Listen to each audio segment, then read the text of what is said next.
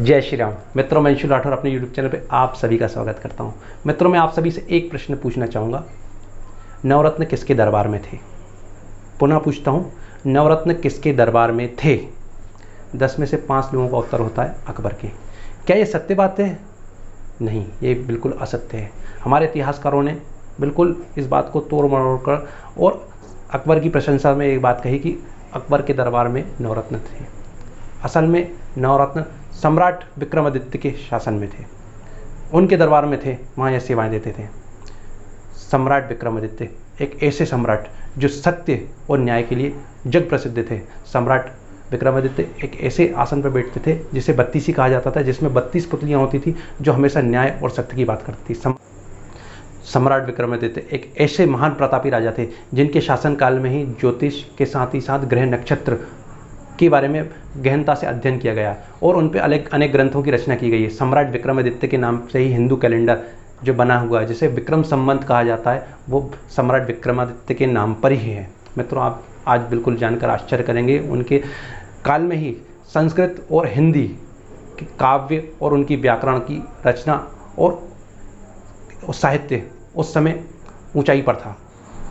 सम्राट विक्रमादित्य के दरबार में उपस्थित नवरत्न उच्च कोटि के विद्वान, कवि, साथ ही साथ गणितज्ञ और गायक।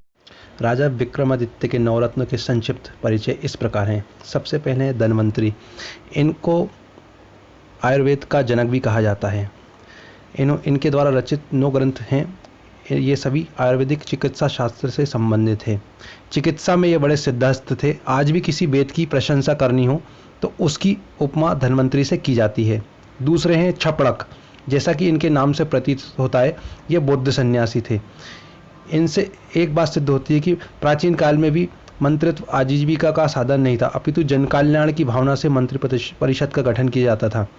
आज भी हमारे यहाँ उत्तर प्रदेश के मुख्यमंत्री योगी आदित्यनाथ जी साधक हैं। इनके द्वारा कुछ ग्रंथ और भी लिखे हैं, जिसमें भिक्षाटन और नानार्थ कोश ही उपलब्ध बताए जाते हैं। तीसरे हैं अमर सिंह। ये प्रकांड विद्वान थे। बोध गया के वर्तमान बुद्ध मंदिर में प्राप्त एक शिलालेख के आधार पर इनको उस मंदिर का निर्माता कहा जाता है। उनके अनेक ग्रंथों में एकमात्र अमरकोश ग्रंथ ऐसा है जिसके आधार पर उनका यश अखंड है। संस्कृतज्ञों में एक उक्ति चरितार्थ है जिसका अर्थ है अष्टध्यायी, पंडितों की माता, और अमरकोश, पंडितों का पिता। अर्थात यदि कोई इन 2 ग्रंथों को पढ़ ले तो वह महान पंडित बन जाता है। चौथे हैं शंकु। इनका पूरा नाम षडंकुक है। इनका एक ही काव्य ग्रंथ भुवनाभ्युदय बहुत प्रसिद्ध रहा है, किंतु आज भी वह भी पुरातत्व का विषय बना हुआ है। इनको संस्कृत का प्रकांड विद्वान माना गया है। 5वें हैं वेताल भट्ट। आपने विक्रम और वेताल की कहानी तो बचपन में जरूर देखी होगी। वेताल पंचविंशति के रचयिता यही थे, किंतु कहीं भी इनका नाम देखने सुनने को अब नहीं मिलता। वेताल 25 से यह सिद्ध होता है कि सम्राट विक्रम के वर्चस्व से वेताल भट्ट कितना प्रभावित थे। यही उनकी एकमात्र रचना उपलब्ध है। छठे हैं खट खरपर।